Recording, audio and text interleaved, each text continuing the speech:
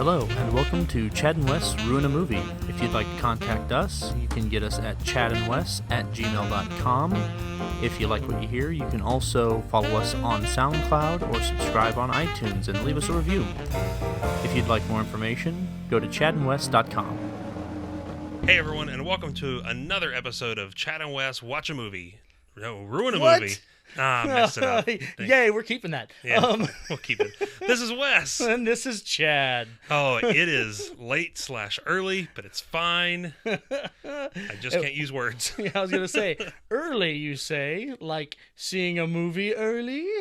Yeah, so early in many ways. Yeah. So what are we here to talk about today there, Wes? We are here today to talk about, finally, after many years of waiting, Batman v Superman, Dawn of Just Us. The Just Us League. Yes. So we went and saw this actually a little bit before most people are getting to see it. Yeah. Today's Monday. Today is, Monday the 21st. Yep. So we were a little early as a cool little screening that they put on for... Only special people. That happen to respond to a tweet. But no, it's cool. We got to see a quick little message from Zack Snyder at the beginning, which is cool because that's what he did whenever we went to go see the trailer in theaters. Mm-hmm. So that was cool. It was a nice little connect the dots for us, but good group of people to go see the movie with there. So it was fun. Yeah. So we're going to obviously have lots of spoilers here. If you haven't seen Batman v Superman, Dawn of Justice, which when we put this out, like the first regular viewings will have happened, like anybody else won't. So there's very likely that people could see this without seeing the movie. Know that we're going to do some spoilers, and don't watch the rest of this. Yeah, go ahead and stop where you're at right now. Just cut it right here. Come back after you've seen the movie. You know what's funny? There's so many people that the way they watch something is they just skip, and they kind of scrub through it. Yeah. And, like, they're probably going to miss this little warning about spoilers. Not my fault. I warned you. I'll say, that's not our problem, bro. True. But, so you ready? Yeah, absolutely. All right, let's jump into this bad boy. All right. So, what do you think your favorite part of the movie was? Favorite part of the movie? I hate you. Starting with the thing I told you specifically I don't like, picking favorites. That's fine. Let's see. I will go for what got the most emotional reaction for me. Mm-hmm. There were two scenes. I'm surprised kind of at both of them. One was a scene I knew was coming, mm-hmm. and I did not at all expect to have any kind of an emotional reaction, but I choked up a little bit during the scene where Superman was coming down to save the people in the water, and the lady was there. And oh, really? I was shocked, but it hit something inside of me seeing her desperate and the relief on her face when she saw him coming down and he was saving her. I got emotional at that. Yeah. I was very surprised. I even thinking about it right now, I'm getting a little. I can feel it welling up. Like I said, I was shocked because I knew that scene was coming. There was nothing surprising about that scene. I'll say the one that thing... lady did a good performance. I will tell you. She sold it. No, seriously. Yeah, I felt it. Yeah. I'll say, I think the thing that got me, I got distracted after they panned over to Superman. Mm-hmm. The shot of him was just this super iconic shot of him. Even the colors on his costume, I feel stood out a little bit more in that shot. Yeah. So maybe I got more distracted by that. I was drilling over Superman. You were looking at the lady. That's what it is. Seriously, I was thinking to myself as I was just surprised at my reaction. I was just like, whatever she did there was working. I really felt a connection with that somehow with her in that moment. So that's one of my two that got an emotional reaction. Do you want to go ahead and give your one or something like that, or do you want me to just go ahead and do both of mine? You can go ahead and do your other one. The other one, once again, surprised. I knew this scene was coming. Mm-hmm. Was the first time you saw Batman, Wonder Woman, and Superman together. Yep. So it wasn't Batman. It wasn't Wonder Woman. It was when Superman came in. Yeah. And it was that he was the final one to arrive, and he, took out Doomsday and kind of knocked him over. For some reason, right in that moment, I was just this is what's bringing them together. They've got this common enemy. We're bridging the gap between, them that have very different like ideals or very different motivations and stuff like that. And like just seeing him come in, like it was not nearly what like the other scene was for me, but it was just this moment of like, Yeah. a well of emotion inside of me that I was like, yeah, that's awesome. Yeah. Well, for me, they're all favorite. You don't get to cop out. You got me to do a favorite. Okay, so I'll tie into a couple things that you said. For me, I really enjoyed A Shot of the Trinity as well. However, and we're gonna go ahead and just crush this huge spoiler here. After Superman has died, and Superman dies. It's up. Dies. We won't talk about that. But after he dies and he's laying there in Lois's arms, and you've got Batman and Wonder Woman on either side of her, just kind of standing over as she mourns the loss of her future husband. It's not so much. Yeah, well, that's what did more. It was a really cool iconic shot. I'm looking at it and I'm just remembering the big shot of the comic. It was a fold out spread in the comic. You've got Lois sitting in the rubble holding Superman, and you've got the same shot there on film, which is really, really had cool. That comic. Yeah. I got the whole and I'm not a huge comic book collector, and I had the whole Doomsday series, and then the Return of Superman series stuff that happened after that with Man of Steel and whatever the four were. Yeah, I remember that was probably one of the first storylines in comics that I went and sought out each issue, because it happened before I was right before I really got into comics, and so I was into it, and then got I was at the end of high school, and you were just starting to get out learning of diapers. to read. But I got the trade paperback of The Death of Superman, and I read that. Well, then I wanted to know what happened afterwards. And I remember seeing on the news and like they were doing like stuff on the nightly news about the death of Superman. It was a big deal. It was really happening. And so I went out, and my dad took me to these comic shops, and I found all the issues of the Return of Superman after that. So that was probably the first thing I did. So that the Death of Superman storyline has always been a big deal for me with comics. It's one of the first real storylines and arcs that I ever read, right? Which was cool. I think other than something like that, just the act of seeing Superman and Batman on screen together, it was one of those things that have been teased and hinted at and rumored for decades now, and we've never come this close to getting it, and then it finally happens. And I think the icons that they use, the shots they had, it was like I'm just fanboying it up right there in my seat. Just every time they're on screen together, it's like, oh my God, I can't believe I'm seeing a movie and I've got Superman and I've got Batman on screen together. And 1 minute they're talking, next minute they're fighting, next minute they're talking again. I was just wondering when Wolverine was going to show up. That's same, right? Same. No, it's not. Okay. I'm just gonna look at the camera from now on. Yeah, you're just gonna look at the audio listeners love it when you do that. Anyway, go ahead. I'll keep talking, but no, it's tough. Like I don't think I have a favorite scene from the movie.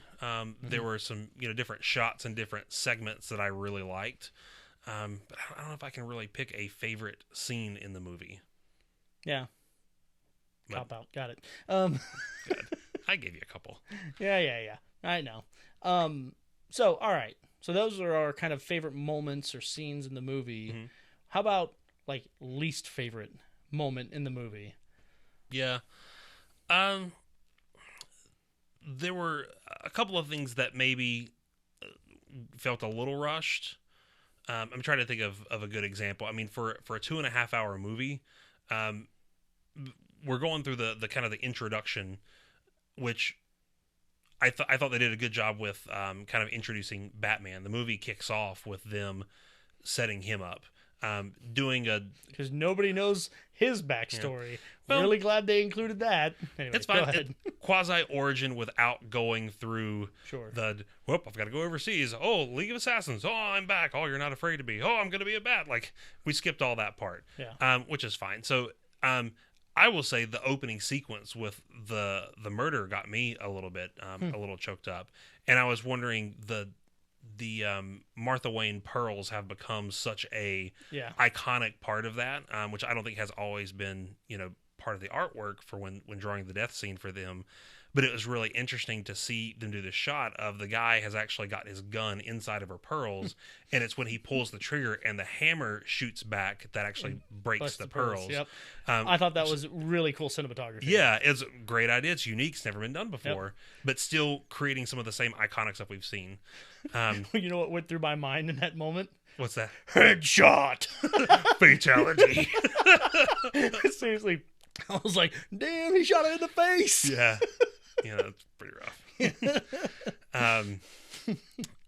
And so then we get into a couple other things, and you have to kind of get caught up really quickly with what's been going on in the 18 months to 2 years from Man of Steel until now, and figuring out like what Lex is trying to do and what Batman's doing. There's just you have to pay attention a little bit, but everything ends up weaving together really nicely. And Sure. I'm trying not to let this go into, but it was really great. Yeah. Like I said, you may say something that sparks another thought, but I didn't have any grueling problems with anything in the movie. I'll pick one for you. I think and this is not necessarily the movie, but for the trailers, whenever the second trailer came out and we had Doomsday show up in it, I was fine with it at the time because I was just so excited to see Doomsday. But after the fight got started with Doomsday, I was sitting there looking at it, I was like, this is really awesome. This is great. But how, and you know, the kind of, what haven't we seen? Well, not necessarily that, but like knowing the crowd that we had in that room, can you imagine the reaction we would have gotten had no one would have known Doomsday was coming? Yep. I would have lost my shit. Yeah. And so in that moment, I found myself wishing, I just wish they wouldn't have done that second trailer. Everything else I was fine with.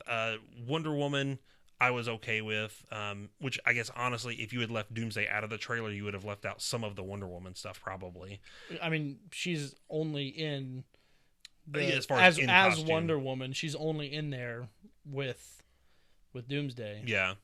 But I didn't really feel like there's anything else that they showed too much of in a trailer, except for maybe the party scene with Bruce and Clark talking. That was a pretty big chunk, but yeah, just that whole trailer just set up a lot of stuff, which, didn't ruin the movie, but I would have thought, like, if they would have saved at least one of those things, it would have been nice. Yeah. Of course, I agree with you on those things. I don't like the fact that it was there was a lot of things that I would have loved to have had as an experience for my first watching of the movie, not as well. I saw this in the trailer already. Yeah. But of course, it's Chad's grumpy corner time. So it's my deep sigh out, breathing out, as some people love to hear me do. There is, I like the movie. Don't get me wrong, but there are several things that I had to say, you know what? Different universe, does not follow what I know of the DC universe, which is not a ton. Yeah. But, there's bits like, apparently Batman's obsessed with guns, and not in the getting rid of them way. I'm going to shoot everybody way. Yeah. He shot everybody. There were... Everybody. Who didn't he shoot? There were like a couple, maybe. I'll say there were... It's because he was not being Batman. He was Bruce Wayne when he wasn't shooting. That's a good point. That's right. He wasn't wearing the costume. I guess that's right. I was watching it a couple of times trying to figure out, like, did he just kill those people? No, seriously. He killed people. Yeah. Like, straight up killed them. And that's another thing. He was, I'm all about, like, breaking bones and putting them in the hospital, but he did not want to kill people. That's a big part of his storyline. And, like, he finally kills someone. He kills the Joker in the comic books, Yeah. And that's a big deal for him, actually taking a life. And so... he just straight up murdered fools in this thing. I mean, he was dragging the car around behind him and then made it land on the other car. He killed all those fools. That was one of my favorite things the Batmobile has ever done. Cool as shit. Like, really, really cool scene. Yeah. But that does not fit with the character the way I know. So I had to just remove, like, I'm not going to take any of my assumptions. It's like what I do with Gotham. I can't take my assumptions from the DC universe into Gotham, and I couldn't take it into this movie. Yeah. Yeah, there's... So I had some of the same thoughts, and there were a couple of times I was looking and paying attention and trying to figure out, okay, did he just kill those guys? And earlier He on, could have survived, right? well, earlier on, some of them did survive. So like when the Batmobile comes shooting out of the side of the building and takes like the back half of the tractor trailer off, or the box truck or whatever. Those guys lived because they crouched down or something, because it just took off the top part. Except for the one that he hit. Like, you could distinctly see him hitting one and taking him out the side. It was the guy on the left. The guy on the right with the rocket launcher, the bad guy. He was okay. He was okay. But the guy on the left got taken out. But there was a part towards the end where he's in the Batwing, and the guys are on the truck shooting their big heavy guns at him, and he's like, dead. And I was like, okay, rubber bullets. Oh my God, everything exploded. I mean, like, seriously. Yeah. And to me, there's the Batman from I think it's the Dark Knight series, Dark Knight trilogy, where he's older, like this Batman, and he's a lot more grizzled and like. Well, not this old, because Batman in Dark Knight trilogy is 10 years into being Batman. Batman in this is 20 years into being Batman. Right. He seems older in the comic than Ben Affleck was playing him. When I look at them, whatever age they're supposed to be or however many years they've supposed to be doing this, I feel like that Batman was older. But regardless, he's been doing it for a while. Yeah. He has kind of gotten fed up with the system, and he himself is kind of like pushing the boundaries of what is, acceptable and stuff. So I am, I could view it in that kind of light, but still, even he was not down with guns. Yeah. It's, it's interesting because they didn't really talk about, as far as this Batman goes, if you isolate this Batman from everything else, there's nothing really to set that up. Obviously, the narrative that we know is that he doesn't like guns and he doesn't use that kind of stuff. And who knows, maybe we never get the backstory. There are things that I can fill in my mind to understand, okay, he's at this point in his career where he's just like, fuck everybody. I've come to grips with the fact that if I want to get stuff done, I just got to do this. He's become the Punisher. Yeah, pretty much. He's no longer the guy that's he's no longer Daredevil. Yeah. He's now the Punisher. But you know what's funny? And speaking of a series, I thought about this a while back, and I just don't think I've had an opportunity to bring it up on any of the podcasts. So Captain America, who is supposed to be like almost like the Superman in terms of like morals and everything in the Marvel universe. Mr. Clean. Mr. Clean, the Boy Scout or whatever. In all the movies and stuff that we've seen him in, nobody says anything about him killing people. He kills a lot of people. Sure. Iron Man does, he does. And nobody says anything. And those are bright, cheery, happy movies. Then you've got...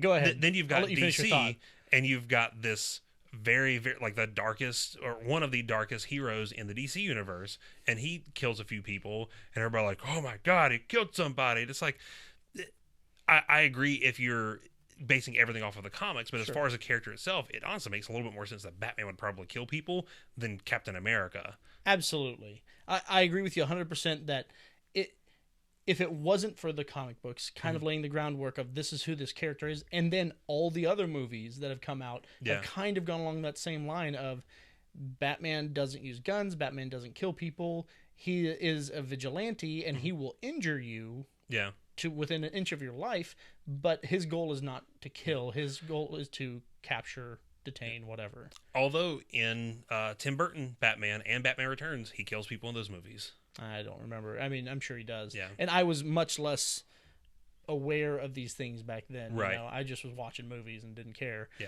But and it doesn't help that you just had this whole trilogy where one of the big things is I'm not going to kill people. Right. Yeah. So regardless, that is, it's that kind of thing where I have to remove myself. I also was very into at least the original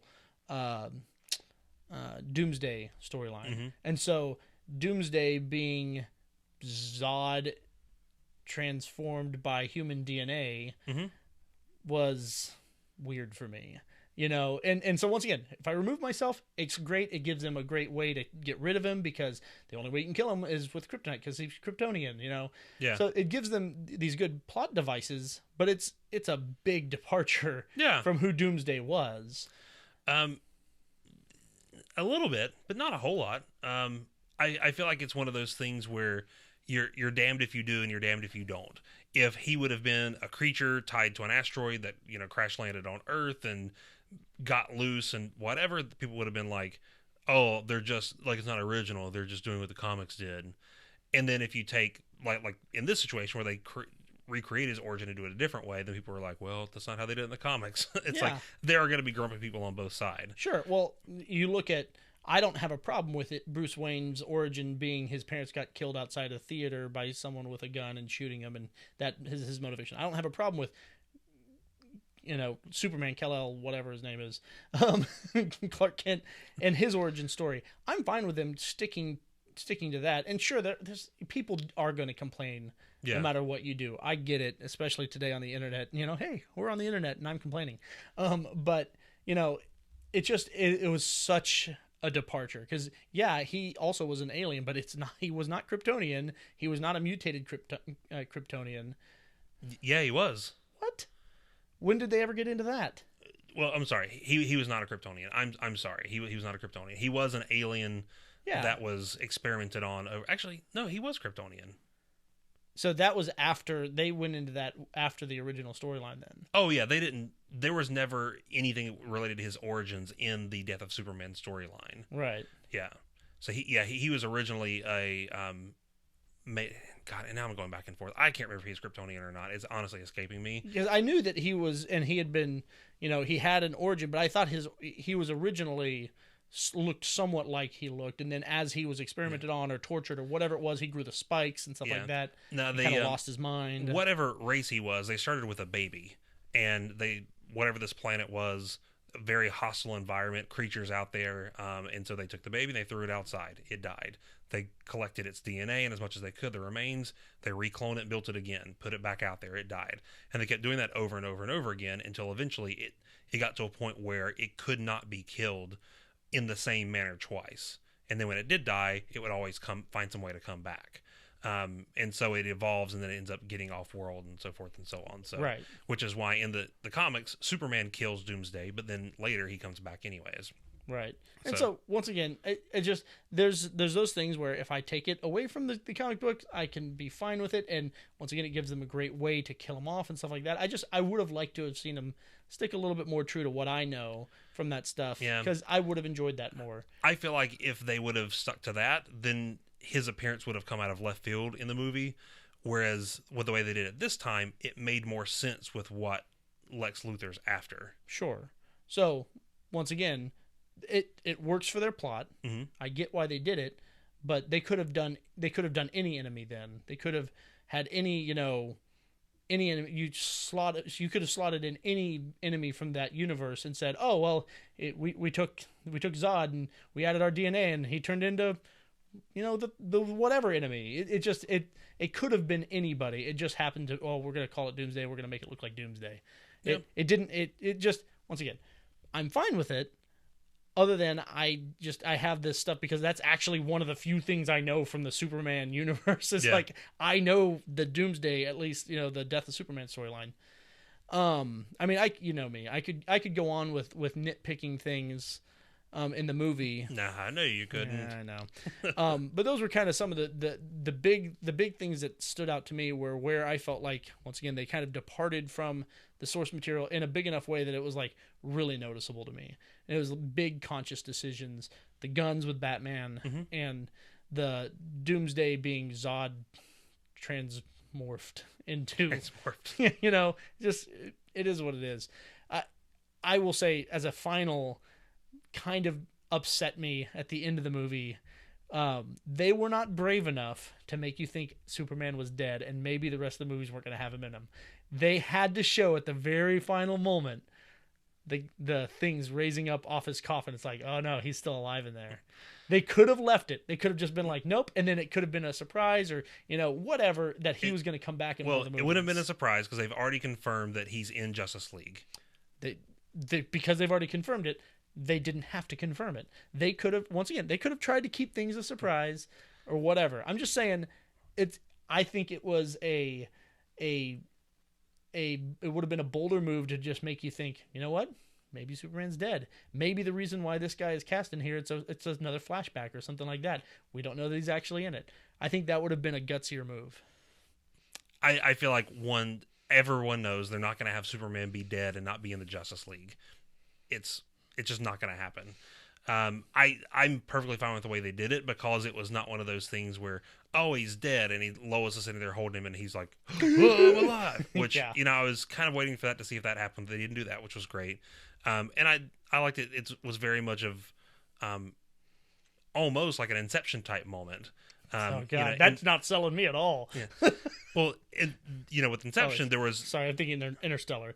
Yeah, I was like, I like Inception. Inception was a little more ambiguous with how it ended, but it was like the very last half of a second that if you don't, like, if you're somebody in the theater and you happen to look away, like, as far as you know, Superman is still dead. Like, there are going to be plenty of people out there who missed that little half of a second and still think Superman is dead. Yeah. I don't have a problem with them doing that at all. Holding the camera on the coffin though was like, I was like, that. Yeah, I mean they're making it too. I was half expecting his fist to come through the casket like there at the end. I was like, how obvious are they going to make this? That he's not dead. Don't worry, people. We didn't kill Superman. There were two things I was expecting. One was his fist to like come shooting out. The second thing would have been maybe just a heartbeat, which I thought was interesting because in Dark Knight Returns. Batman supposedly dies, right? And then at the funeral, Superman's walking away, and he hears a faint heartbeat, and just kind of gives a little smirk or whatever. Yeah. I thought that would have been appropriate if this time Superman's dead, and then we hear his heartbeat, for the last shot or something. So that's what I was expecting. But then when I saw the little pieces of dirt start to float up, which is cool because it's tying back to kind of some more theories about how his power works and stuff like that. It's more telekinetic, maybe. Gravity manipulation or something like that. But I didn't have a problem with that. I know. Of course you didn't have a problem. It's Batman and Superman. I could have had problems there. You could have, but you wouldn't. Anyway. Good. So I will tell you, though, a cool... Well, we'll go on to kind of our next subject. I did think of another thing I liked. Of course you did. This movie, more so than I think any of the other ones, definitely more than Dark Knight, like, it a scary Batman. Mm-hmm. Like, so much that the people that he's saving at the beginning of the movie are like, please leave us locked up in this cage because he's still here. Mm-hmm. He's still around. And, the policemen are, completely scared of him, and they've got the really cool shot where he's in the room and he's, like, tucked up in the corner. Like, frozen, like, oh, maybe they won't see me. Yeah. That actually... there was a lot of things that were cool about the way he did the stuff he did. I thought that was probably the cheesiest moment when I saw him up in the kind of out of focus in the corner. I was like, "What is this, Blair Witch Project?" like found footage in the corner. So I will say, there was the big fight scene towards the end when he saves Superman's mom. The way that they made it work. With him beating all these guys with guns, because you remember in the trailer I was like, dude, really, you're gonna have a room full of guys, not one gets a shot off on him, right? That's dumb. Well, they did get shots off on him. He obviously has body armor that it's deflecting off of. Nobody got a headshot from the front. Yeah, they did. Like when he got shot from behind in the head, it obviously rang his bell. Yeah, you could tell. So like I was like, good, they're giving some realism there. I appreciate that. But the way they made his powers work, like, boom, the floor explodes. While they're disoriented, he goes up. All the little things go out and attach to the guns that blow up most of their guns. So most of the guns are out of the situation. And then they're shooting down into the hole. They think he's down there while he picks off a few more from above. So, like, I really liked, and what it made me think of were the video games. That's the kind of stuff that you do in the video games. And I was like, you know what? I can see all this because, they don't know where he is. He's picking off most of them while they don't know. And then he only has however many left to deal with after he's kind of, thinned the herd. Yeah, absolutely. I think this is probably... No, there is no probably. This is the best Batman fighting sequence we've ever seen before.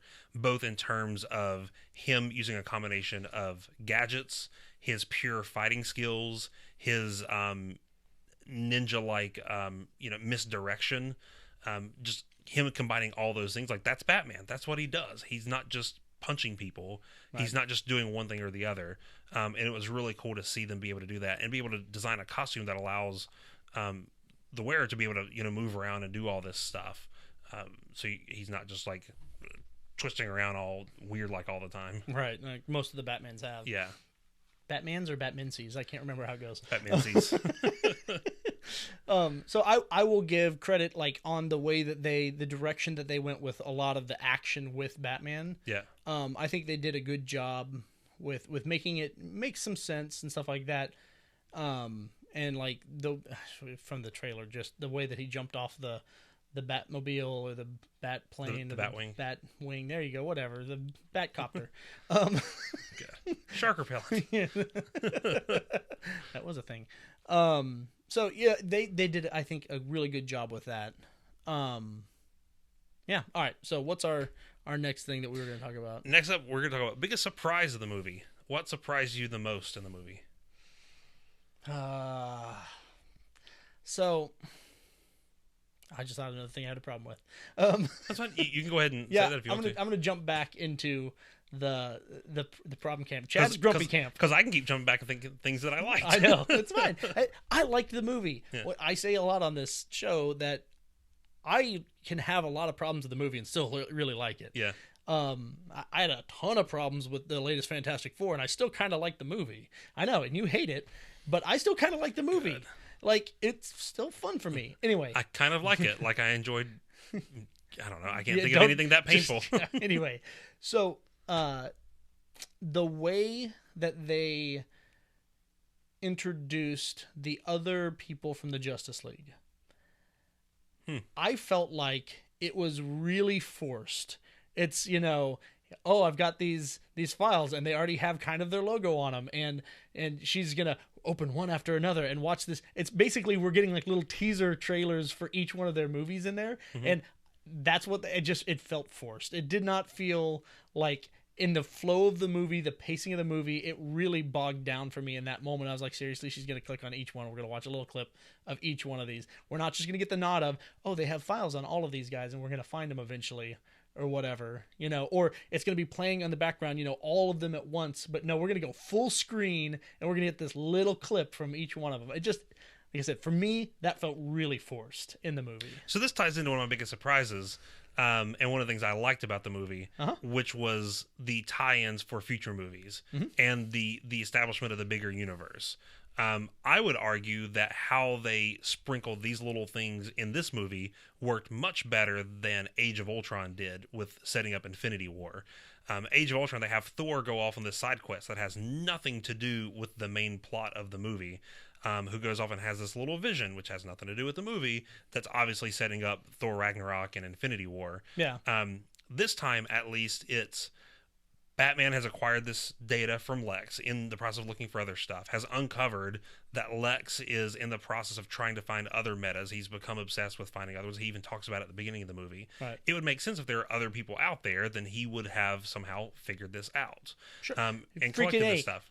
He figured out everybody's identity. Yep. Like, nobody's a secret right now. Yeah. Everybody knows everybody. I do wish they would have explained, and maybe they will in the next movie, like, other than just him being very, very smart, how did he figure out that Clark Kent is Superman? Other than the fact that all his disguise is taking off glasses. That's correct. Wait, what I really want to hear is an explanation of why nobody else has figured this out. At least Batman wears a freaking mask. Disguises his voice with a vocoder or whatever. A vocoder? A vocoder. A vocoder. Never mind. Okay, great. I'll put a link right here for what I'm talking about. But I thought, I like that introduction. It's, hey Diana, here's this picture you're looking for. Care to explain how you're in this? And oh yeah, here's these other metas that he's investigating as well. Don't know if this has anything to do with you. And her, you'd be like, well, what is this stuff? Because it seems like she doesn't know what the other things are. I'm assuming maybe Bruce does. At least the Flash, it seems like he knows, because in his dream sequence, he's got Barry coming out, which, talking about biggest surprises, had no idea we would see the Flash acting in this movie. But it was in a dream. It wasn't. Yeah, it was a dream. Yeah. So is the Flash's ability to go through time only in the dream realm? I mean, what's up with that? I was like, oh shit, he's really there. And then it went out of the dream and I'm like, how, that doesn't make a ton of sense to me. What do you mean it doesn't make a ton of sense? Like, so how did the flying demon things, which are obviously related to the bigger plot line here throughout the movies. Yeah. And him coming to him, all of those things are not things that, as far as we know, Batman has actually experienced. They're not a dream. He's not having a nightmare based on his memories. He's having a nightmare based on future events. So either he can see the future, or the Flash can come back through time in dreams. Neither one of those things sound right to me. I can fix you on both of those. Of course you can. Here we go. I know you're like Mr. Politician here. I'm gonna explain away the world. No, actually, both of these things are things that I wanted to talk about. So it's great that you bring them up. So the dark side apocalypse deal for his dream. So obvious references there. The Earth is being turned into apocalypse. We see the big fire pit shooting up from underneath, and we've got the big Omega symbol in the middle of the desert. Yeah. So at the very end of the movie, we have Batman going to Lex, and Lex telling Batman, hey, he knows. He's heard that Superman has died and that, the world is vulnerable. He's coming. And you also have Batman talking to Diana, or Bruce talking to Diana. I just have a feeling. And she's like, well, why do you mean we're going to have to fight? And he's like, I just have a feeling. As soon as he said it, I was like, he's got more than a feeling. There's something that's led him to believe that something is coming. So, and I think we'll see that more in Justice. They'll explain his backstory. They'll explain it in Justice League. So I think there is something that has happened that's caused him to have that kind of a dream. It's something that's been in the back of his mind maybe for a while. And it ties in with his fear of Superman, that Superman's going to basically rule the world. And, okay, maybe he's going to rule the world with Darkseid or whatever this threat is that, he has an understanding of. So seeing it isolated, it's kind of weird because it's like, well, where does this dream come from? But having that last couple of scenes there, that's what did it for me. And once I saw that part, I was like, oh, okay, so that explains a little bit more vaguely about why he would be dreaming about apocalypse being on Earth. The Flash thing, I don't think that Flash can travel through dreams. I think it was a misdirection from a storytelling standpoint of, well, you saw him wake up from this one dream, when really he's got to wake up from another dream. So it's dream within a dream. Inception all over the place. Oh, gosh. But it seems like you had Barry coming out of the Speed Force, because we know Flash can travel through time, and he even says when he's there, he's like, I'm in the wrong time, and you have to stop him. So my feeling there is Bruce knows that Barry can do this. They've maybe interacted in some way. He knows what his powers are. Maybe he's come to him that way before, and in his dream, Barry is warning him about Superman, which is what the warning was. But again, it was a dream, so it's him just... So he's already experienced Barry and knows that he can travel through time. Yeah. So you're saying that somewhere in the last 20 years, as he was Batman, he has gained knowledge at least, if not encountered Darkseid. Yep. That's why he knows what the minions of Darkseid look like and the Omega symbol. Yep. And you're saying that at some point in his 20 years, he's encountered Barry and knows that he can travel through time. Yes. Okay. I mean, to me, that's a big stretch, and it's assuming a lot. It's also a big, like, shoving a whole lot of shit into this movie. Like I said, feels forced. It feels like, we need to construct this DC universe as fast as possible. We're behind the 8 ball when it comes to our cinematic universe. We got to shove as much of this in here in this one movie as possible. I get it. You understand it, but like, even from someone that gets this stuff a little bit, and I'm into this stuff, like, it just felt really forced. Yeah. So the whole DC Marvel thing, every single person I thought was like, yep, DC feels like they're behind. It's like, we don't know what the hell they're thinking because we don't know. Everyone is guessing that they feel like they're behind. They're doing their own thing. That's fine, whatever. I don't think there's any... They're not idiots. These people aren't stupid that run these studios. I don't think anybody's been like, we've got to catch up to Marvel. I think they're like, okay, that's successful. We've got our own universe. We can do something similar as well. But I don't think they consider it a race. And I think they're constructing it a very different way instead of telling origin Marvel story. Because Marvel and DC don't have a history of competitiveness. I'm not saying they don't have a history of competitiveness, but now you're not talking about just DC and Marvel. You're talking about Disney and Warner Brothers. So they're not as caught up in the feud between DC and Marvel. There are plenty of things that DC and Marvel have worked together on and have had a lot of their writers reach across the aisle. There are plenty of artists and writers out there who work for both companies simultaneously. So there's no stranger to them sharing different things. It just aggravates me that everyone knows that what DC's plans are and that DC's only doing this because of Marvel, blah, blah. If you feel like they put a lot of stuff in there, that's fine. I mean, that's a legitimate opinion. What else explains why they would have to force it so much? I think that they're absolutely setting up the future, and I think that's the reason they called it Dawn of Justice. Like this movie more so than anything kicks off the DC universe, with Man of Steel almost acting like a prequel for this movie. And so I agree, there's a lot of stuff that's in there. I think the thing that was smart with what they did is that it all tied together with the story. The dreams and the visions that Batman had all had to do with his insecurities about what Superman is going to do to humanity and to the planet, so that he wasn't just and I get that. Had he had the dream about Apocalypse and the Darkseid symbol and the parademons and all that kind of stuff, and it would not have involved Superman and his fears of Superman, then it would have been a Thor in the cave scene. Then it would have been completely out of left field, had nothing to do with the story, and would have been just out there.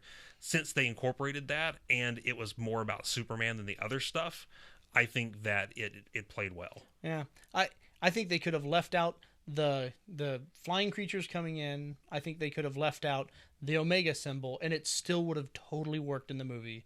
It would have been, oh, he's become a dictator. People have sworn fealty to him. They've bowed the knee. That's the Superman police. Yeah. And that still totally would have worked. It would have worked. Adding that other stuff in felt forced, felt like we've got to build up this universe, and stick as much in here as possible. And it just, like I said, unless they might explain it and it might make more sense when more movies come out, but for this movie standing on its own, it felt forced. Well, and that's the thing. I don't think you can look at it as a standing on its own movie. I think you have to, though. You have to. It is a movie that's out right now, and all we have to go on right now is Man of Steel and this movie. That's it in this universe. Right? Except for the fact that they have announced all these other movies, and they've said that they're not out yet, though. But they've already said that they're all going to tie in together and that they're all part of one universe. And so you're going to have things that lead up and tie into those other movies. I just don't think you can look at it as a standalone movie all by itself without knowing where it's going.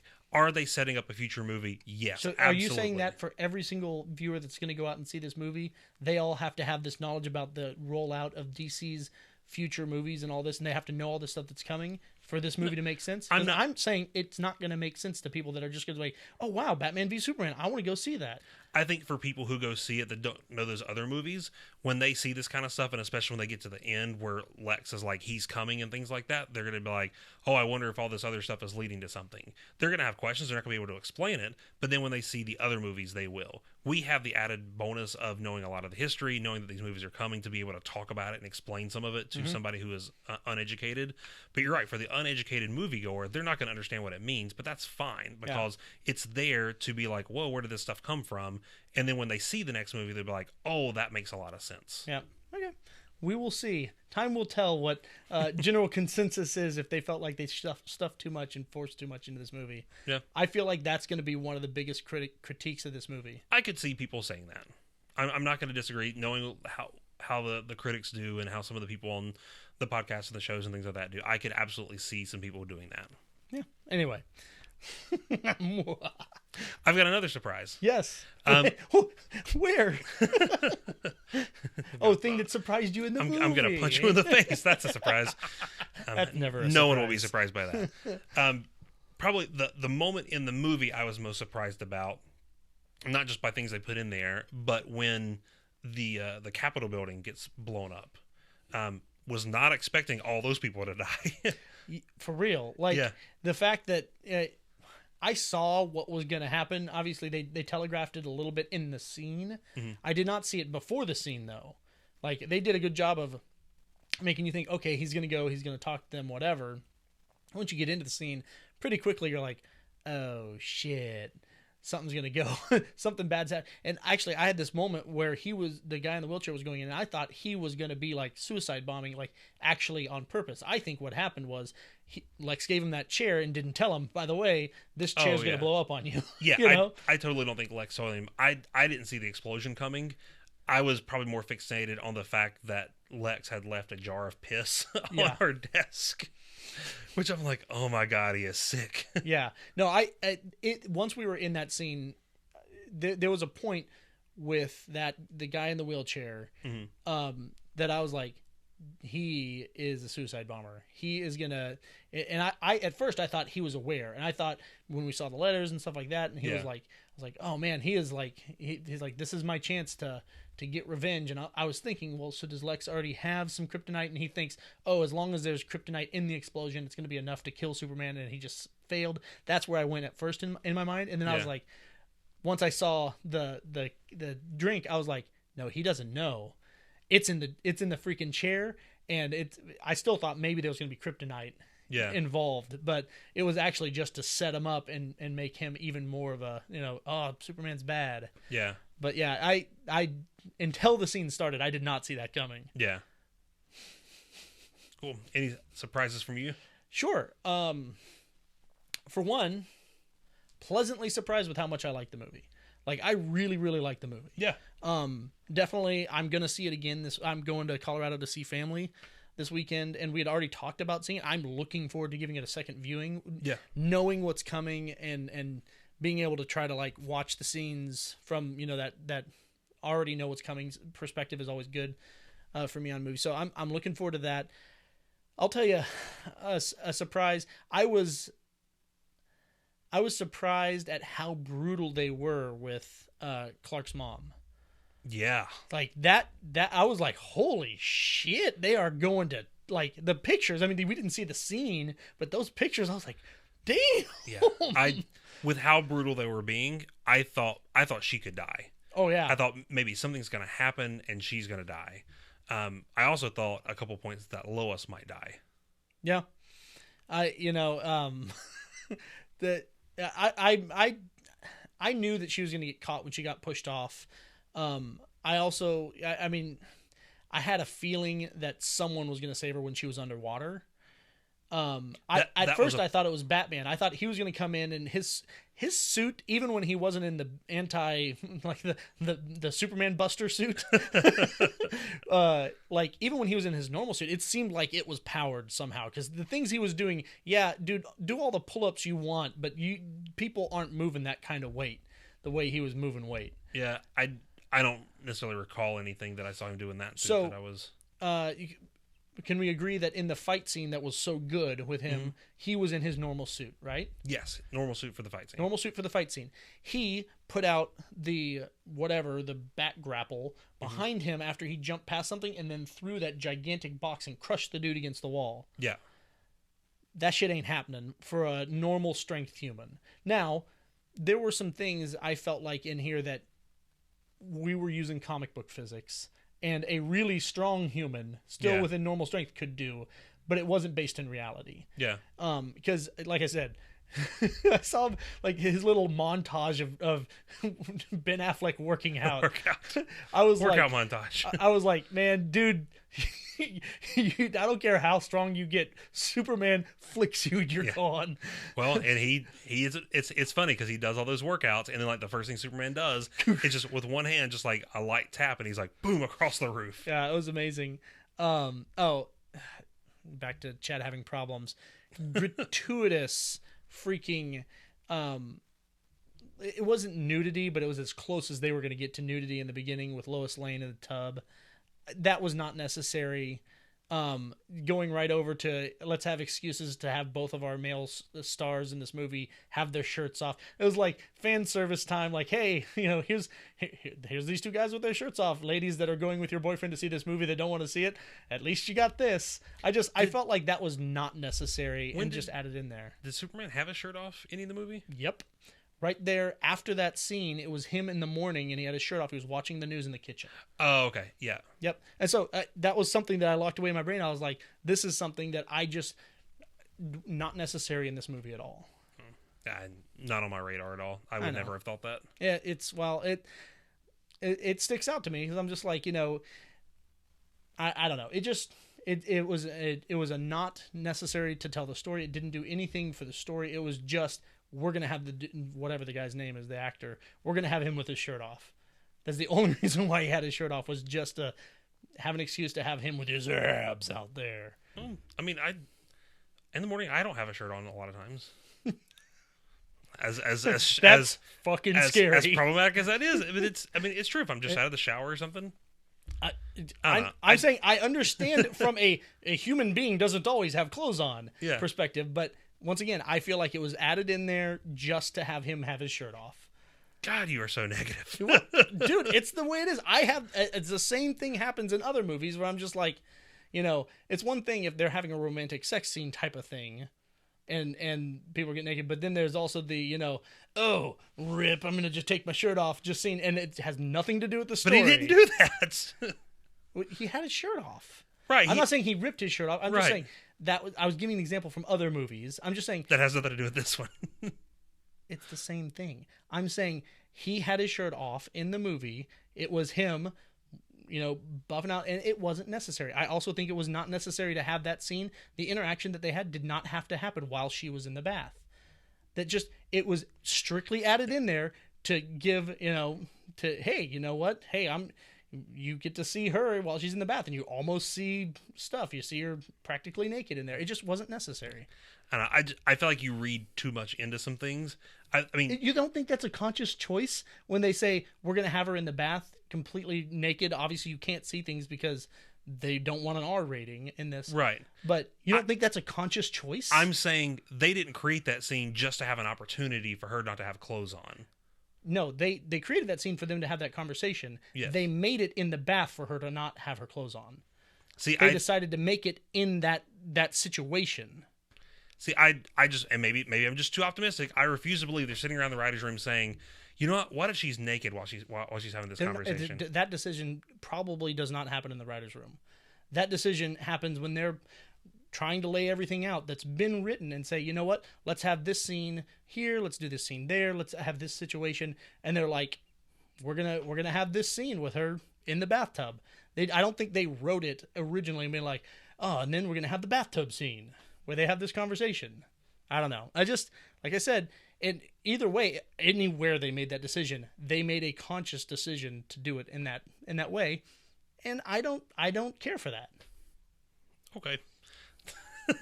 And this is not just to Batman v Superman. This is not just a DC thing. This is anytime they do that in movies. I don't like it. Okay. Like I said, I disagree. That's not on my radar at all. I didn't interpret it that way. I think it was just it was a scene. It played out the way that they just happened to create it. It was. You think it's appropriate for kids to see that? I mean, was it? I mean, great. Like you said, they didn't show anything, and it's a PG-13 movie. So technically, no one 13-year-olds should be seeing a girl where you almost see her nipples like 5 times. I mean, did it get close? Yes, but I mean, they show worse in other PG-13 movies. Well, I don't think they should, but whatever. I'm just saying you're justifying a lot, and I get it. You're a DC fan, and you're gonna justify. You're gonna go to bat for everything I bring up, but that, bar none, did not need to happen. It did nothing for the story. There is no reason to have the shirtless scene. I just think is not necessary. But that bathtub scene, zero reason to have that in that movie. And see, I like the relationship that Clark and Lois had, and so I like the playfulness that they had, where they're, he's in there and he's talking to her or whatever, and they're having a conversation, which is fine. He comes home, she's in the bathtub, whatever. It happens, and it's an opportunity for them to show like where they're at in their relationship. They could have had that playfulness happen anywhere, Wes. It is a conscious decision to do it in the bathtub with her naked. Yeah, and see, I don't think the reason they decided to have it in the bathtub is so they could have her naked. Okay. Well, I think you're naive in that sense. Because they absolutely make those types of decisions in movies. Okay. So, anyway, we'll agree to disagree here. That's fine. I just think it was not necessary. It served nothing for the story. Okay. So tying it into something positive, one thing I really liked about this movie more so than Man of Steel is I think that there was a really good relationship between Clark and Lois in this. I like the fact that we have fast forwarded through them courting or dating or whatever. Mm-hmm. Now they're an established couple. Looks like they're already living together. He's getting ready to propose to her. We find out at the end. So I like the fact that we get them at kind of the prime of their relationship, and we don't have to make it through awkward first dates and all that kind of stuff, which is, it's fine. But I've always liked, when the Superman wedding happened in the comics was a big deal because it took forever. I mean, it took literally decades to get to that point. Right. But I always liked married Lois and Clark. And, we had a whole TV show back in the 90s that was built not necessarily to tell a Superman story, but to tell Lois and Clark's story. Sure. And so much so that now there is a comic out there, because in the New 52 comics, Lois and Clark are not together. They're not even dating, not even romantically involved at all. And now, through lots of explanation that we won't get into, this is a little convoluted, there is a comic out there where married Lois and married Clark do exist in that universe. Basically, they've been pulled from the old pre-New 52 stuff and live in that universe now where they are married and they have a child. And I think there's a lot of fans out there who like to see them married, because that was a big payoff back in the 90s. Finally, they're married and they're together. Yeah. And so I've always liked that dynamic of them being together. And so I like the fact that we got to kind of fast forward through a lot of that stuff. It's like, okay, Absolutely. They're together and it's established and they're good. I'm absolutely with you on the I am fine with them not going through the awkward, let's go on a date, weirdness. Like, she knows he's Superman, they're dating, they're in love, great. I was fine with them getting to that point in their relationship. I do, and this is why you saw me trying to quietly laugh while you were talking this, because I was like, you're gonna hate me again. Oh God. I thought he sent me this so that you wouldn't know was such a cheap ploy from like a direction in the movie, a writing standpoint of like, oh, he was gonna propose and here's the letter that has my ring in it. I was like, oh my God, seriously, you're gonna do that? Like, oh, he just so happened to be on the verge of, and it was with his mom and you're with her now. It was cheap to me. I was fine with their relationship. I was fine with where they were at, and that we skipped past that. And obviously they were in a very serious relationship, but I thought that, and then her having the ring on at the gravesite, obviously if she had gotten a ring, she would have it on. That made sense. Yeah. But it was like, I felt like it was a cheap moment to like make you feel like, oh, they were about to get married. And then, also to have it so that when she was throwing the dirt on, she would be throwing it with the hand with the ring on it, like, so that they could get that shot. I just, like I said, it just felt like kind of a little cheap ploy in the movie to like try to pull on some extra heartstrings. Oh yeah. I mean, definitely think that's why that was there, to create more of an emotional impact at the end. And while you're talking about it, I was thinking, what would have looked like if the movie had started and they would have already been married. 18 months. Yeah. I mean, although shit, I was married quicker. I was gonna say, really, saying, Chad? I'm just saying, 18 months while he's off saving the planet all the time. When have they had the time to really develop the depth of relationship? I spent like every waking moment with Nikki since when we first started dating. So I backed in a lot more. Right. But I'm like I said, 18 months is a fine time for him to have been proposing. The timing made sense and stuff like that. I just felt like it was a cheap plot device to like be like, oh, and he had just sent this to me. Yeah, I'll half agree. I don't think it was cheap, but I do agree that it was there to help add to the emotional impact and tug on those heartstrings, additional for people. Because it worked on you. It definitely worked on me. I was definitely one of those people. It's like, oh, he's gonna propose. Why? Oh, anyway. So yeah, let's go on. I'll try to not be negative. You just keep reminding me of things. Oh God. So, all right. So this one can't go negative. Best performance, not best performance of pissing off Chad. Best performance. Who did the best job? Are we talking about the main stars? Anybody. Doomsday. Yeah, that CG character. I mean, anybody. I'm tempted to say that lady on the roof because that stuck with me. If you feel like that's the case, that's totally fine. I'm not going to give you a hard time for that. Yeah, I mean. Really? No, I'm just kidding. But like when I think about all she did was give a look and it had an emotional impact on me. Yeah. That's a good performance to me. Yeah. That's she delivered with a very whoever that actress is, they probably didn't pay her enough for her 5 seconds on the screen.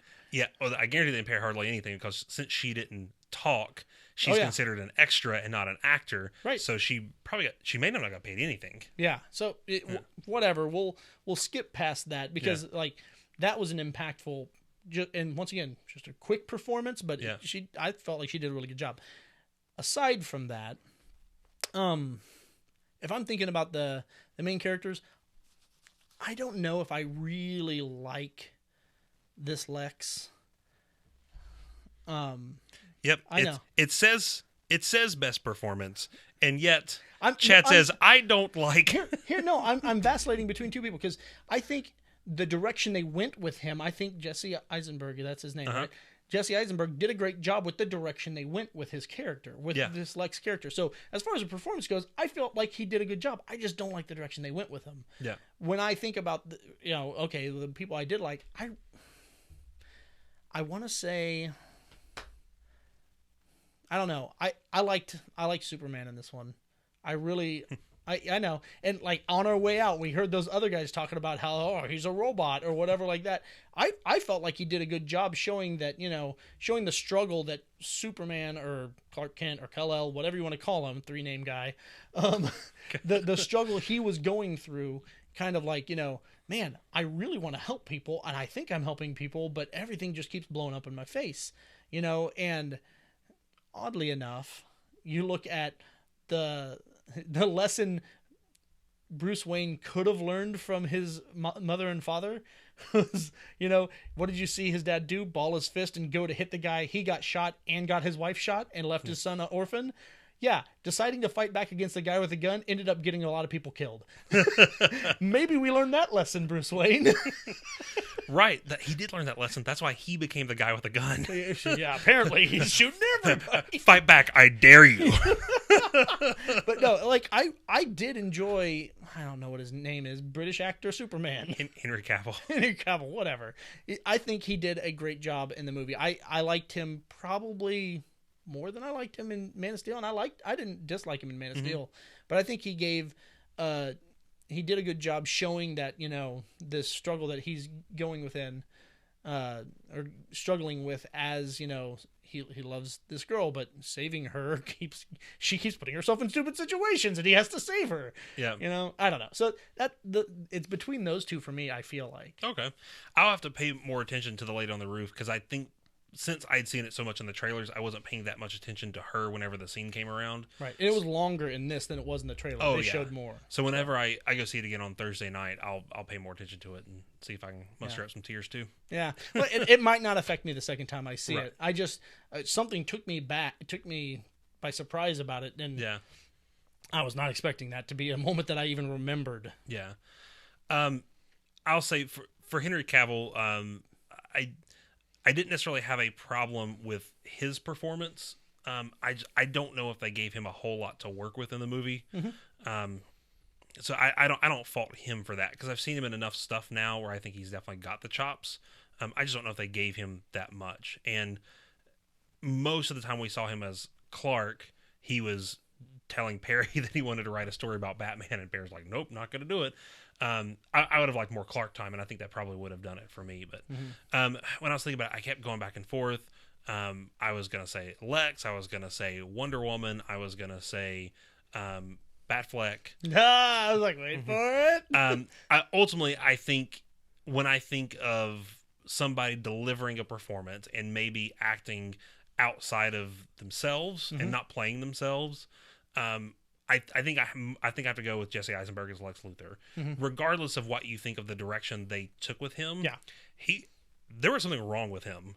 Like he's given the speech of the party, and he like starts to like look down, and he goes off this little tangent, almost like he's talking to himself. Yeah, I'm like, what happened to him? Yeah, and he does it a few other times in the movie. So there's the eccentric genius is kind of what they were going with him. Yeah, eccentric evil genius. Right, and so he was very double-sided in the fact that he's got this public persona that he does, where he's this goofy kid and he's shooting basketball and he's hey, I'm the tech genius. I'm the young startup guy, Yeah, exactly. And then he pulls the senator over to the side, and he's like, here are my demands, and here's what we're gonna do. Then he puts a Jolly Rancher. Eat this candy. I was like, this is so weird, but it's so funny. Like, it's hilarious. It's cherry. Like, puts it in his mouth. He's like licking his fingers off. And then you have him up on the roof, and he goes to push Lois off. So there's so many evil things that he does. There's different types of evil that we see him do, all the way up to the end where he's like literally losing his mind. Yeah.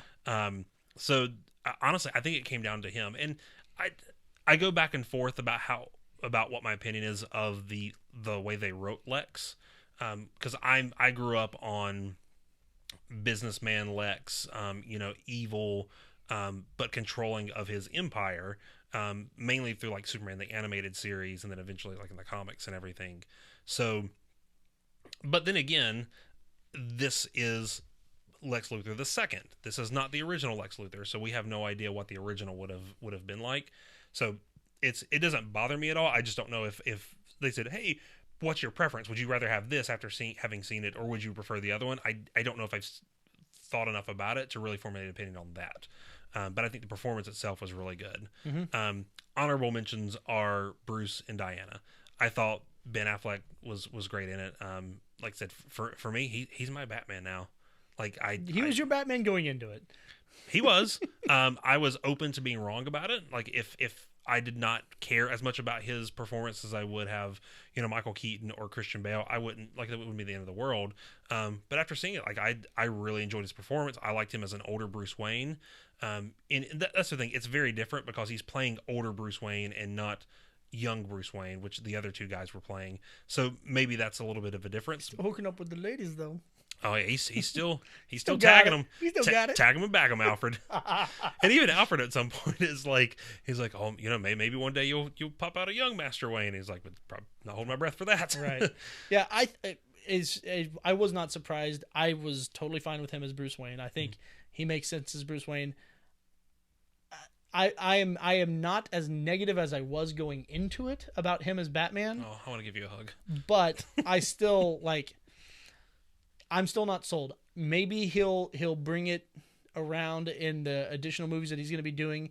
It's, I just felt like I just wasn't that impressed with him as Batman. Yeah. Once again, it was not terrible, but I didn't feel it wasn't as good for me as it was for you, obviously, but it wasn't as bad as I was expecting. Story of my life, folks. It wasn't as bad as I was expecting. I liked him as Batman more than I thought I would, and I think he was fine as Bruce Wayne when he was being Bruce Wayne. Really liked the scene where basically Superman's listening to his walkie-talkie conversation. Yeah. That's like, awesome. What is that I hear? Oh, it's another guy on the end of an intercom. I wonder who that is. Oh, it's that guy. Right. Hi, Batman. Right. Yeah. Yeah, that was pretty good. And I thought the little bit that we saw of Wonder Woman was really good. She's got this one problem with her. You talk about that's fine. I was fine with her through most of the movie. I think I might know what you're going to say, but because you saw my reaction in the movie, I think. I'm what was not it? sure. Was it the accent? No. Okay. I don't care about the accent. There was like one or two times I couldn't tell if her accent was starting to slip or not. Because it seemed like I've heard her talk. She's Israeli, I believe, and I've heard her talk in interviews and things like that. And it seems like her accent in the movie is almost like a little bit of a split. Like it's not quite as thick as she is in real life, but it's it's not. There's not that there's no accent there. Yeah. Oh, there was definitely. It was not an American accent. No. But I just chalked that up to the fact that she is Amazonian and they probably have a different accent. Right, absolutely. But I liked her in the the fight sequences. There were a couple of times where there's one time she got hit, got knocked down, and she kind of looks up and gives like a little smirk, like, "All right, yeah, I'm gonna fight you." And she hops. That's the part I had a problem with. Oh, you had a problem with that? Oh my god. Yeah, like her little.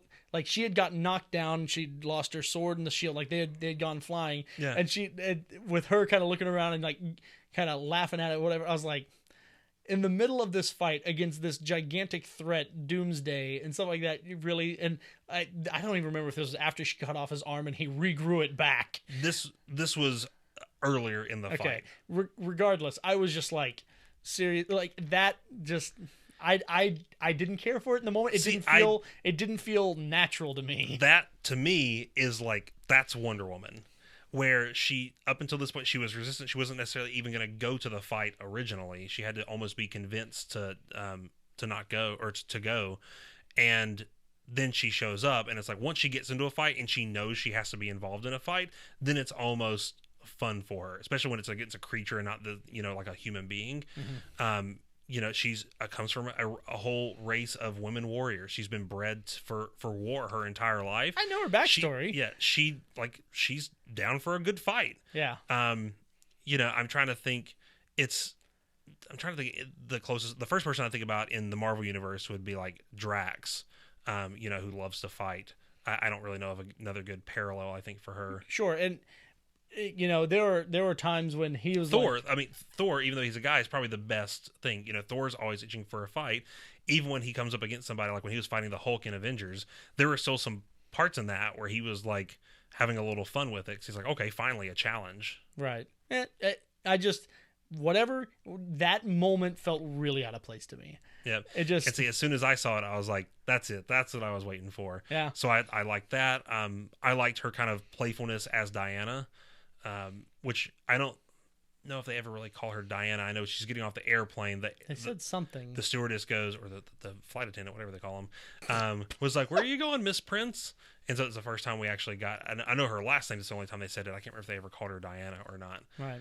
But I just kind of like the playfulness between her and Bruce, because in the comics they've had a back and forth, and in Dark Knight Returns, they pretty much put out there that they were together at some point. Right.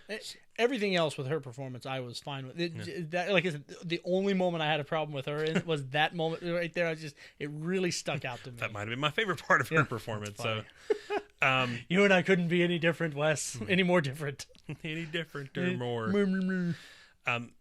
It's late. I also thought that Lawrence Fishburne as Perry White stepped it up a notch in this movie. I thought he was a lot more gruff and a little more angry, like Perry White typically is.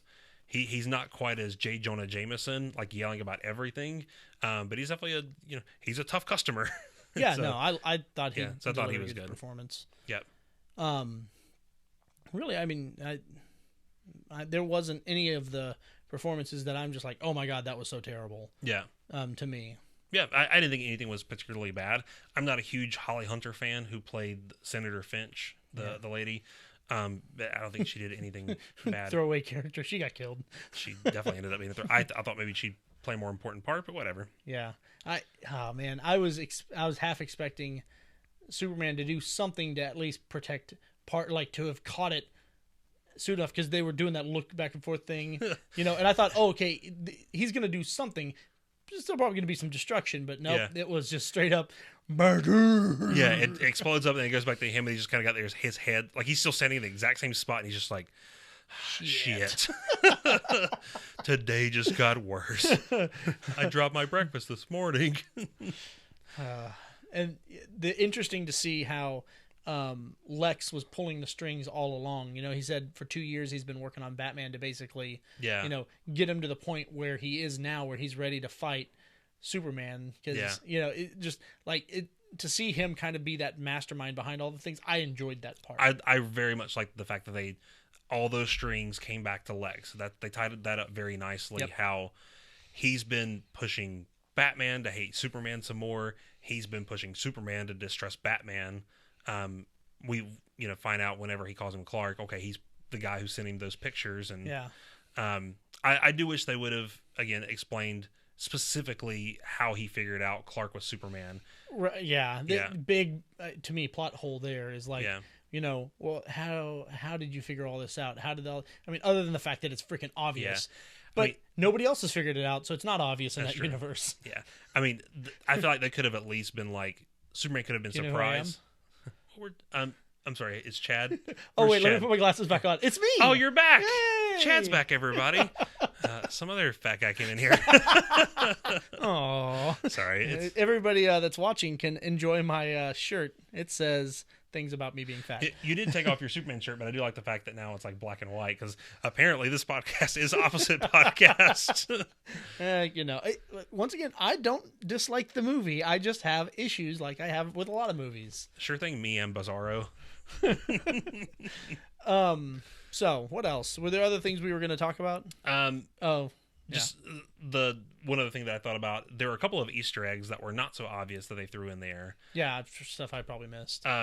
One, when Lois is talking to the general from the first movie, I cannot remember his name or the actor's name. Yeah. But the black guy who was a general in the first one. Yeah. She's talking to him, and he says something about like, oh, maybe you should go talk to, either Sergeant or Lieutenant Ferris or something like that out in the lobby. It seemed pretty obvious they're making a reference to the guy who owns Ferris Aircraft. or possibly Carol Ferris, who's his daughter and the love interest of Hal Jordan, Green Lantern. Right. So it's cool they sprinkled that in there because we knew we weren't going to be getting any Green Lantern in this movie. And there's a tie-in to his part of the universe. Yeah, there's at least something there. And rumor has it that God, Green Lantern may not even show up in the first Justice League movie. He may not come around until the second one. Yeah, maybe when it gets more cosmic, if he's actually like the Green Lantern of the one that's more involved with the corpse than he is with just our sector. Which would make sense of like if he's out part of the Corps and they find out the Darkseid's attacking Earth. It makes sense that the Green Lantern Corps would get involved with that and come to give some aid or something. It's like, hey Hal, that's your sector. Go get it. Take this black guy with you. But I hope rumor is that they're going to have Hal and John Stewart, which would be really cool because we've seen Hal be done kind of with the other Green Lantern movie. And for a lot of people, John Stewart is Green Lantern. For kids that are now, teenagers and getting older, the Justice League cartoon had John Stewart as Green Lantern, so that's the Green Lantern that they know. Which is, so I think it's smart to involve him. Sure. And then there was the one that I did mention to you in the theater on Lex's. I was gonna say his jersey, his prison uniform, his prison jersey. It had TK421 on it, which a lot of people remember from Star Wars. TK421, why aren't you at your post? Which was an Easter egg to George Lucas's first movie, which was called TK421. Right. So I thought that was pretty cool. An Easter egg within an Easter egg. Yeah. And then I mentioned to you, it makes sense because there was a little bit of cross viral promotion going on with Star Wars and Batman v Superman, where there was a picture of a stormtrooper getting arrested by the Gotham City PD and being put into the back of a police car, and then another picture that was sent out of Superman with his like robe open just a little bit, wearing a robe and the hood up and holding a red lightsaber, like a Sith. Yeah. So I thought it was cool that now it makes me wonder: is there something in Star Wars that is an Easter egg for Batman v Superman? Like the one that just came out, or maybe the next one? I would say the one that just came out. Yeah, because I would think you would have caught that though. You're all over that shit. I feel like I would have. You saw it like 27 times. I only saw it 4, 5. I can't remember 4. Or 5. I saw it one less than you, and I think I saw it 4. I think this movie, Batman v Superman, probably gonna be 3 times. Saw it tonight. Got one more viewing this week on Thursday, and then I'll probably see it another week or 2 later. I would guess before it leaves theaters. Yeah, I'll be seeing it again this weekend with my family. So maybe our third time we'll go again. Yeah, we'll go again. That'll be good. I think 3 feels right. If I'm feeling squirrely, maybe a 4th, but yeah, we'll see. We got lots of movies to see this year. Yeah, it's a good year. Gotta save that budget. Yeah. All right. So to wrap up this guy, do you have anything else? No. You do your rating first. All right. I know what it's gonna be. So we're gonna give a rating. Oh, I forgot to do the one thing that you asked me to do. What? So, come up with a thing? Yeah, that's fine. I'll come up with it. We'll be fine. So we were talking about in the car. It's like, okay, let's give this movie a rating of 1 through 5. 1 being, in my opinion, like Fantastic Four, which if Chad compares to Fantastic Four, it must be pretty high because he liked that movie. It's like the one thing he's not negative about. But anyways, you didn't give it a 1 when we did our review of it. If you revised your review, no, because we didn't do 1 through 5. I think we did 1 through 10 with that one, and I think I gave it like a 3 or a 4. Yeah. But anyway, so I am going to give it, and I said 1 through 5. 1 through 10 would have been better for me, honestly, because I'm going to give it a 4.5. 4. You're totally giving it a 9, you dork. Okay, fine. I'm giving it a 9, depending on what scale. 9 what? That's good. That's a good question. 9 clones. 9 Zod clones. 9 Zod clones. All right, 9 Zod clones out of 10. Yeah, could have been 10 Zod clones, but I needed maybe just a couple more things. Like I said, I talked about a few things that I think probably could have been better. I think they could have explained a little bit more in the story in a couple points. The beginning moved a little quick, which for a 2.5 hour movie, was a little surprising. They had a lot of stuff to get to. They had to jam a lot of stuff in there. They had to move quick. Yep. Thank you for going back and proving my point. Anyway, go ahead. And then I would have liked a little more Batman and Superman time together. The fighting did not last as long as I thought it would. Their fight scene was not particularly long. Like I was expecting maybe like a 30-minute fight scene. I think it's maybe only 10-15 minutes. So I would maybe like more time than together, not necessarily fighting, but just being together. I very much look forward to them having a like a buddy relationship, hopefully in Justice League, because in the comics, Superman and Batman are pretty much best friends. Do we just become best friends? Yep. Best friends, one of which has a plan to kill the other one just in case. That's right. However, kind of like your plan to kill me just in case if I get out of control. There's no just in case it's going to happen. But you know what Batman's plan is for himself if he gets out of control, right? Superman. That's right. They are each other's plan for each other. They couldn't be more perfect. Okay, so I will give it... let's see. We'll do Troll Doomsdays, because I feel like Doomsday looked a whole lot like the trolls from Lord of the Rings.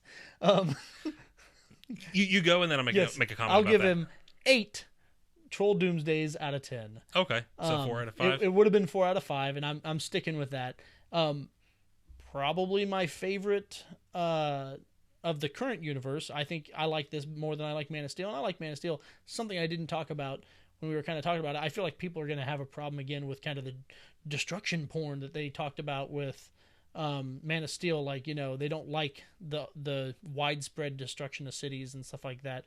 People had issue with that, and I feel like there's going to be some people. I don't really. Yeah. It's all make believe. It doesn't bother me, but I think people are going to have a problem with that. But I think, you know, of the two in the universe so far, definitely my favorite out of those two, and one of my favorite DC movies so far. I don't know if it's my top spot, but it's one of my favorites so far. Probably number 2 for me, behind Dark Knight. Mm-hmm. I think it'd probably Dark Knight, and then this, and then probably Dark Knight Returns, something like that. But the destruction porn you talked about, it seems like people fall into one of two categories. Either they're like, well, there's just so much destruction, just destruction in general, buildings getting destroyed, and then people who are like, well, all the people that are dying and that kind of stuff. Mm-hmm. I feel like because of the negativeness about the death toll in Man of Steel, that they had to go out of their way. It's unpopulated. Yep. They said that line. Batman said it a couple of times. They went out of their way to say that. Yeah, and I feel like had they not said it, when the fight's going on, like you're kind of looking around, it becomes pretty obvious that there are no people around. Like for the Batman-Superman fight, there's obvious that they're in an abandoned part of Gotham because they're falling through like these old buildings and stuff. Right, and Batman, as he would have to do to stand a chance against Superman, he set up his arena, his traps, and all his traps and all that stuff. So he made his battleground, and he chose a place that wasn't populated. So that made sense. There were still some points when they were going through populated parts of the city when they were fighting Doomsday on their way to get back over to the unpopulated part. And so, you know, once again, I don't have a problem with it. I think there will be people out there that have a problem with it. I think if you said, hey, this is taking place in the real world, if there are beings of this kind of power, there is going to be a crap load of destruction going on. Oh, yeah. It's absolutely realistic that there would be a large death toll in any of those fights. Yeah. And it's funny because Civil War apparently is making, you know, that's part of the deal with it. Those shots we saw in the trailer is like, oh, look at all the destruction. So they're not immune from it as well. And they're attacking it a different way. But if you had a problem in Man of Steel of be like, well, they haven't explained all the dead people or, you know, Superman getting out of the way or whatever, he definitely does in this one, which I contribute to.